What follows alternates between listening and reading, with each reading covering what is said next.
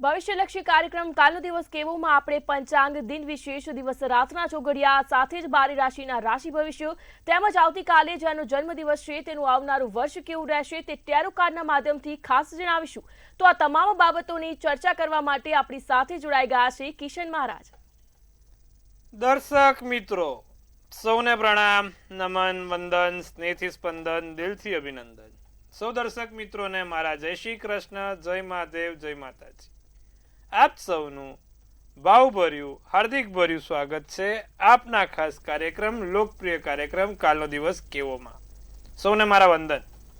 દર્શક મિત્રો, કાલનો દિવસ કેવો એટલે બેને કીધું એ પ્રમાણે રોજ નવી માહિતી આપીએ છીએ, રોજ નવી વાનગી પીરસીએ છીએ, સરસ મજાનું કંઈકનું કંઈક નવું નજરાણું લઈને આવીએ છીએ। હવે આજે પણ એવી સરસ મજાના કોઈ રસપ્રદ મુદ્દા ઉપર આપણે વાત કરવાની છે, પણ વાત કરીશું, શરૂઆત કરીશું પહેલા સર્વપ્રથમ પંચાંગથી। જી બેન। જી મહારાજ, કાર્યક્રમની શરૂઆતમાં દર્શક મિત્રોને આવતીકાલના પંચાંગ વિશે જણાવશો। પંચાંગમાં તારીખ 21/12/2025 ને કાલે રવિવાર છે ભાઈ। તિથિ વિક્રમ સંવત 2082, કાલે પોષ સુદ એકમ છે। ધન રાશિમાં ચંદ્ર છે, પૂર્વ આષાઢા નક્ષત્ર, વૃદ્ધિ નામનો યોગ અને કરણ છે જે બહુ નામનું છે। વિછુડો કે પંચકની વાત કરીએ તો પંચક નથી અને વિછુડો પણ નથી। સૂર્ય કાલે ધન રાશિમાં ભ્રમણ કરશે, ચંદ્ર પણ પોતે ધન રાશિમાં રહેશે। સવારના 7:15 કલાકનો સૂર્યોદય અને સૂર્યાસ્ત સાંજે 5:59 કલાકનો રહેશે। 8:20 નો ચંદ્રોદય, ચંદ્રાસ્ત 7:02 નો રહેશે। અભિજીત મુહૂર્ત એટલે કે સારામાં સારો સમય 12:15 થી 12:58 નો રહેશે। રાહુકાળ છે જે બપોરે 4:38 થી 5:59 નો રાહુકાળ રહેશે।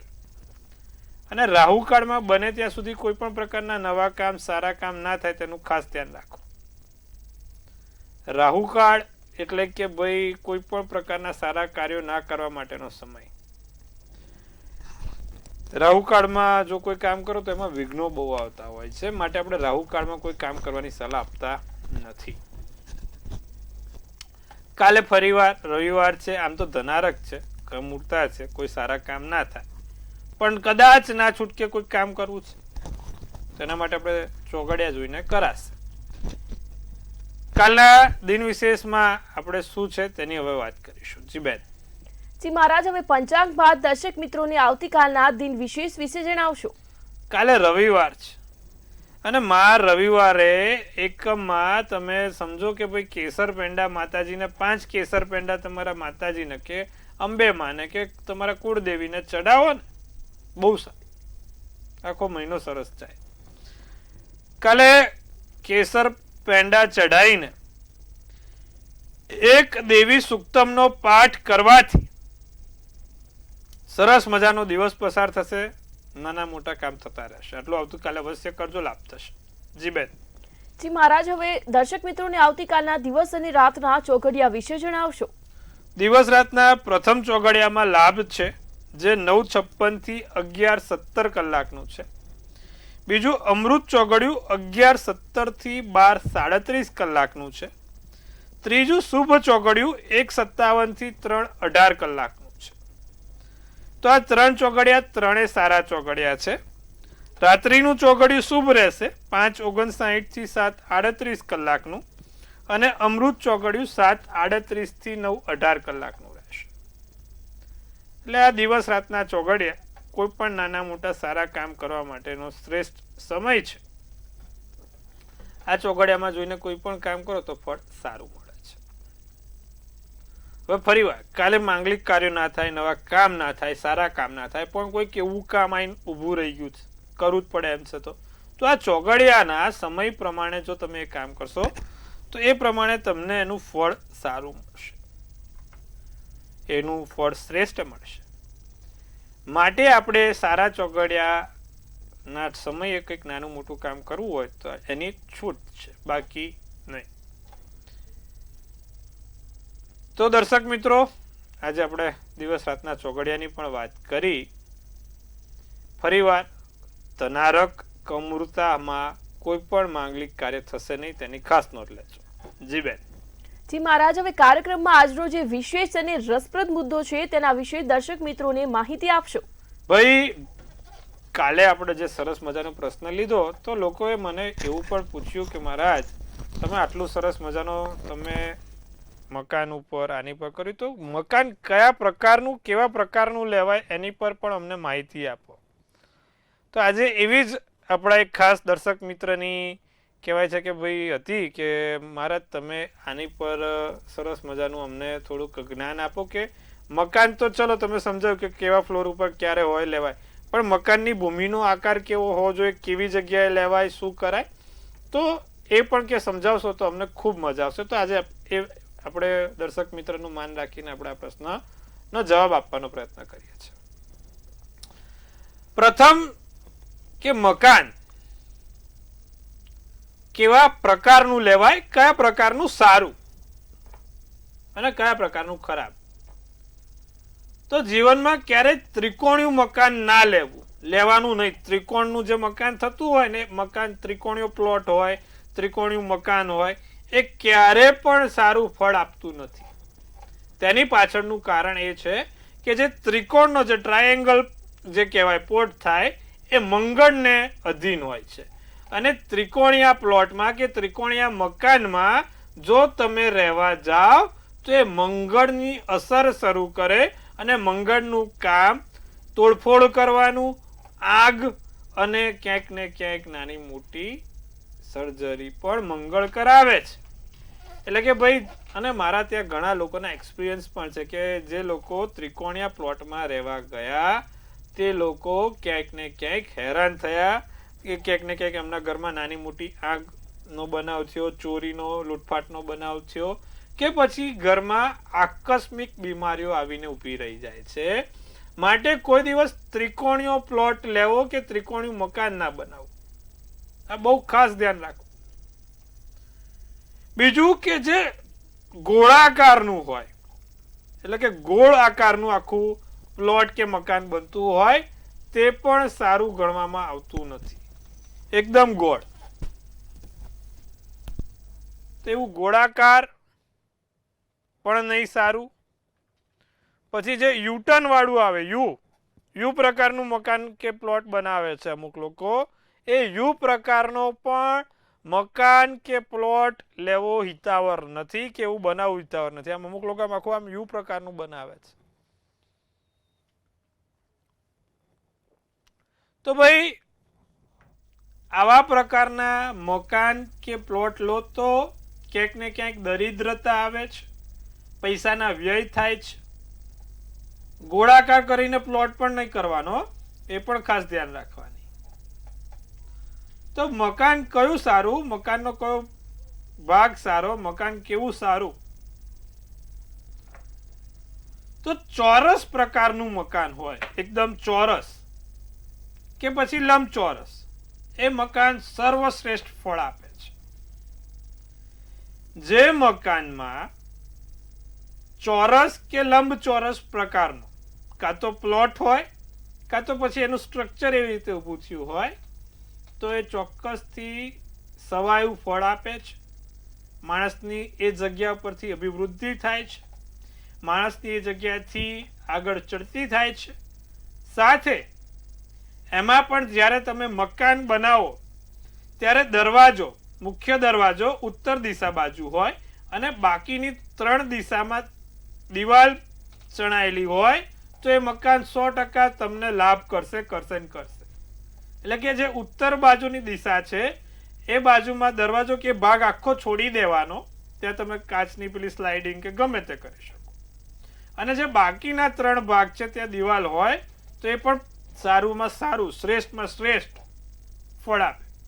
અને પછી એવી જ રીતે બીજું કે પૂર્વ બાજુની દિશા છે એ દિશાને આખી છોડી દેવાની, બાકીના 3 દિશામાં પણ કહેવાય છે કે મકાનની ભીતો ઊભી થયેલી હશે, બીમ હશે તો ચાલશે, પણ એ પણ મકાન તમને સુખ સમૃદ્ધિ આપીને જશે. આ વાસ્તુના પ્રકાર છે. વાસ્તુ એટલે શું? વાસ્તુ પુરુષ આપણે જે કહીએ છીએ કે ભાઈ આ બધું વાસ્તુશાસ્ત્રમાં કેમ વાસ્તુ, તો જ્યારે ભગવાન શંકરના એમાંના એક અશ્રુમાંથી એક વાસ્તુ પુરુષનો જન્મ થયો હતો, તે સીધો ભૂમિ ઉપર પડ્યો હતો અને ભગવાન વિશ્વકર્મા અને વરા ઋષિ અને આપણા ભૃગુ ઋષિએ આખી તેના વિશે ઊંડી સમજણ આપી કે વાસ્તુશાસ્ત્ર કોને કહેવાય.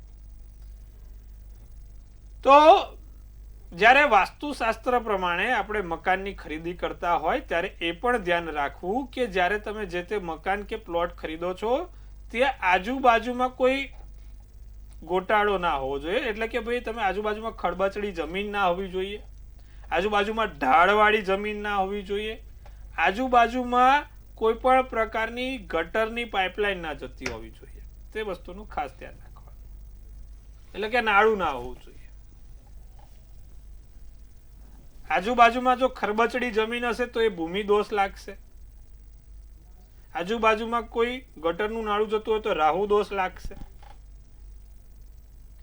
અને જો આજુબાજુમાં ઉપલો આકાર એટલે કે કોઈ આમ આ મકાન અહીંયા છે ને પછી આમ ઉપરનો ભાગ આવે છે, ખરબચડી જમીન આવે છે, સમતોલ જમીન નથી આવતી તો પણ એ જમીનનો દોષ લાગશે.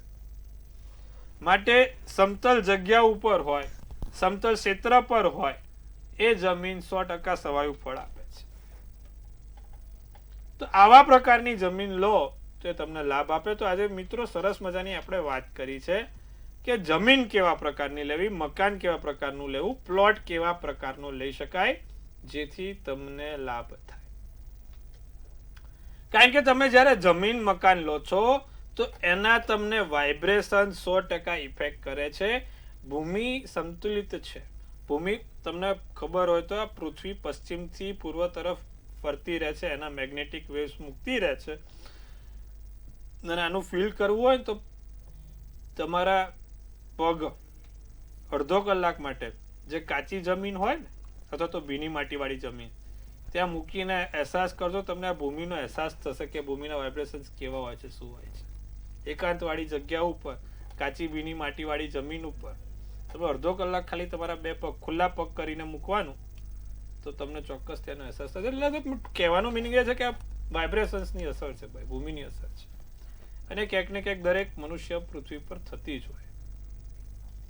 આની પર એક સુંદર મજાનો આપણે કાર્યક્રમ પણ આગળ વાત કરીશું કે જ્યોતિષમાં બધા એવું કહે છે કે મનુષ્ય પર કે ક્યાં તો બધા દરેક સૃષ્ટિના રહેનારા નાનામાં નાના પ્રાણીથી માંડીને મોટા વિશાળકાય જળચર પ્રાણી સુધી એની અસર થાય છે.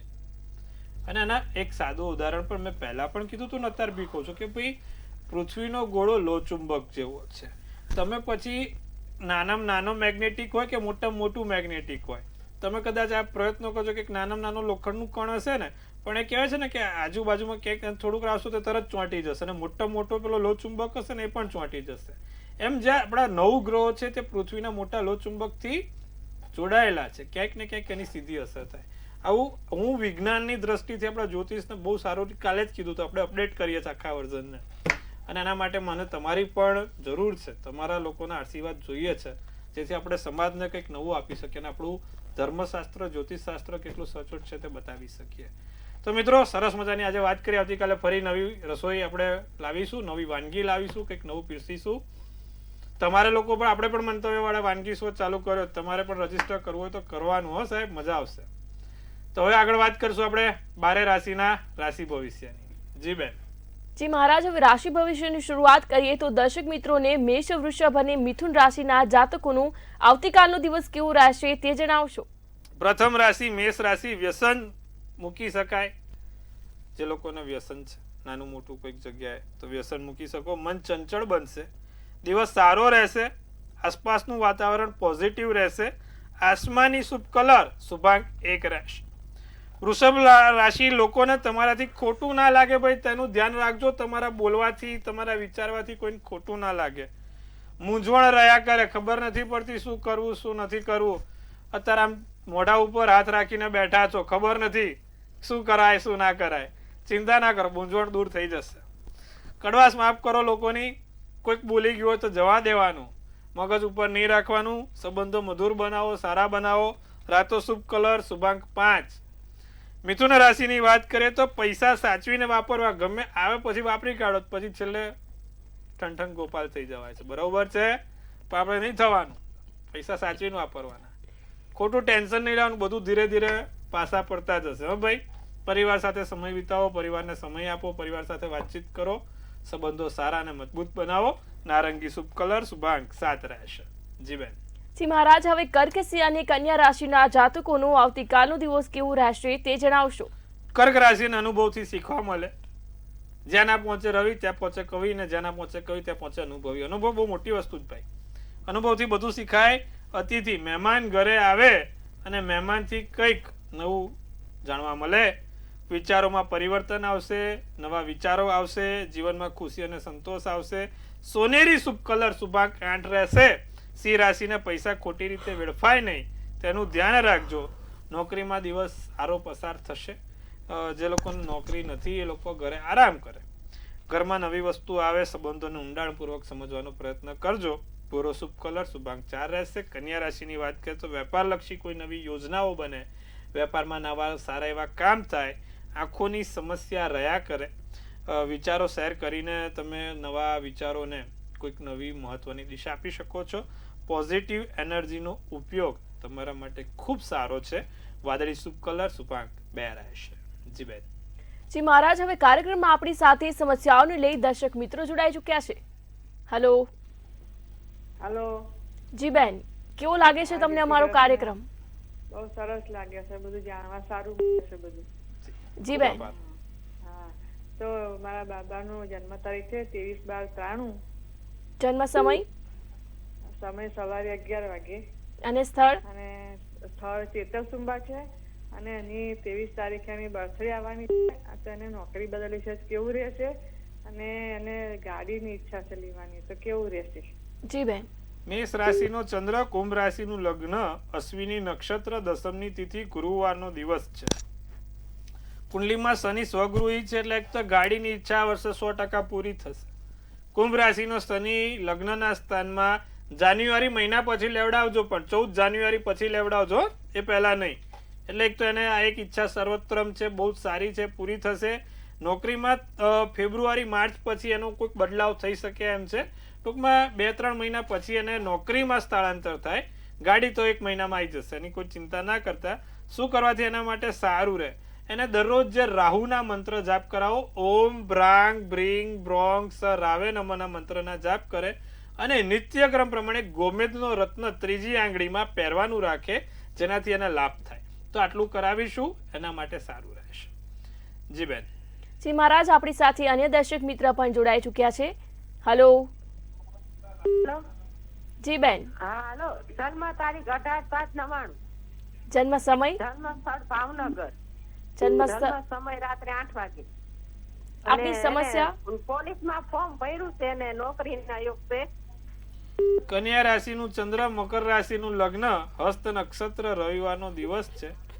હવે જો કુંડલીમાં કેવું છે, શનિ મંગળની યુતિ બને છે, સૂર્ય રાહુ જોડે બને છે. કુંડળીના આધારે છોકરાને મહેનત કરે તો એના નોકરીના યોગ છે, પણ પુષ્કળ મહેનત કરવી પડે છે, ત્યારે મેળ પડશે. કારણ કે મંગળ અસ્તનો છે, શનિ નીચનો છે અને સૂર્ય જોડે રાહુ બેઠો છે. એટલે માટે થઈને એને ઘણી મહેનત સાથે આગળ કામ કરવું પડશે. 2 વસ્તુ કરી શકાય આમાં. દરરોજ જે ભગવાન સૂર્યનારાયણને જળ ચડાવે ત્યારે જળ ચડાવે ત્યારે લીલા મગ નાખીને કરે. કબૂતરને મગ દરરોજ ખવડાવવાનું રાખે. અને બીજું, એક મંગળનું યંત્ર તેની પાસે રાખે અને રોજ એને લાલ કંકુનો ચાંદલો કરે. ઓમ ક્રાંગ ક્રીંગ ક્રોંગ સ ભોમાય નમઃના મંત્રના જાપ દરરોજ નિત્યક્રમ કરે. સાથે 5 મુખી રુદ્રાક્ષ લેસન વધારે છે, કારણ કે ગ્રહો થોડા નબળા છે, એટલા માટે 5 મુખી રુદ્રાક્ષ પહેરે અને પરીક્ષામાં આગળ જતા સારું પરિણામ દેખાઈ જશે. જી બેન. જી મહારાજ, હવે કાર્યક્રમમાં આપણે રાશિ ભવિષ્યની શરૂઆત કરીએ તો તુલા, વૃશ્ચિક અને ધન રાશિના જાતકોનો આવતીકાલનો દિવસ કેવો રહેશે તે ખાસ દર્શક મિત્રોને જણાવશો. જીવન જરૂરિયાત વસ્તુઓનો મેળ પડી જશે. દિવસ મુશ્કેલ, નાનો મોટો ક્યાંક ને ક્યાંક તકલીફ આવે એવું લાગે છે, પણ સારી રીતે તમે એને પાર કરી શકશો. નાનો મોટો માનસિક તણાવ માથા પર લેવાનો નહીં કાલે તુલા રાશિ વાળાને. કાળો શુભ કલર, શુભાંક 7 રહે. વૃશ્ચિક રાશિને લાંબી મુસાફરી થાય, કોઈ મોટી જગ્યાએ લાંબી સમય પર લાંબી મુસાફરી કરી શકો, લાગણીશીલ બની શકશો. સાથે દિવસમાં મિશ્ર લાગણીનો અનુભવ થાય. સવારે આમ સરસ, બપોર પાછું આમ થોડાક ઢીલા થઈ ગયા અને આજે પાછા ઘોડાની જેમ તબડીક તબડીક કરતો થઈ જાવ. માનસિક શાંતિને કોઈ ખલેલ પહોંચાડી શકે છે. કથ્થઈ શુભ કલર શુભાંક 6. ધન રાશિ લાંબા ગાળાના મોટા લાભ થાય.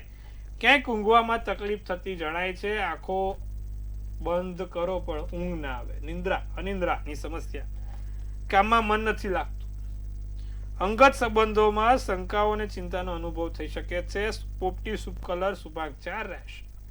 જી બેન. જી મહારાજ, હવે મકર, કુંભ અને મીન રાશિના જાતકોનો આવતીકાલનો દિવસ કેવો રહેશે તે જણાવશો. સ્નાયુઓમાં તકલીફ રહ્યા કરે. કોઈ પણ નાની મોટી સ્નાયુઓને લગતી તકલીફ રહી શકે છે. નકારાત્મક ઉર્જાનો સંચાર થાય. પ્રિયજનો સાથે ફિલિંગ્સ ખુલ્લા મનથી શેર કરી શકો છો. વિચારોમાં સકારાત્મક દિશા આવશે અને પોઝિટિવ થિંકિંગ તરફ વળશો. જાંબલી શુભ કલર શુભાંક 9 રહેશે. કુંભ રાશિ, નવા કામની શરૂઆત થાય. નવા કામને આગળ વધાય. દુશ્મન પણ મિત્ર બને. અને બહારનું કાલે જમવાનું શક્ય હોય તો ટાળજો. કાલે બહાર જમવામાં મજા નથી.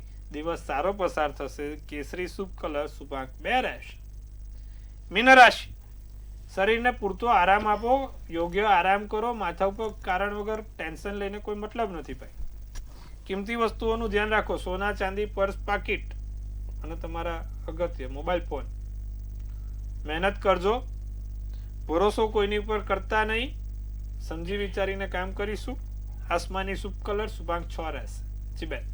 જી મહારાજ, હવે આવતીકાલે જેનો જન્મદિવસ છે તેનું આવનારું વર્ષ કેવું રહેશે તે ખાસ દર્શક મિત્રોને ટેરો કાર્ડના માધ્યમથી જણાવશો. ભાઈ, કાલે જેનો પણ જન્મદિવસ છે, મંતવ્ય ન્યૂઝ પરિવાર તરફથી આપ સૌને હાર્દિક શુભેચ્છા. તનથી તંદુરસ્ત, મનથી મલકાતા અને ધનથી છલકાતા રહો. સુંદર મજાનું એક ટેરોટ આપણે કાઢીશું. વર્ષ 2025 21 12 કાલે જેનો પણ જન્મદિવસ છે એનું આખું આવનારું નવું વર્ષ કેવું રહેશે. બેન, સુંદર મજાનું ટેરોટ કાઢેલું છે.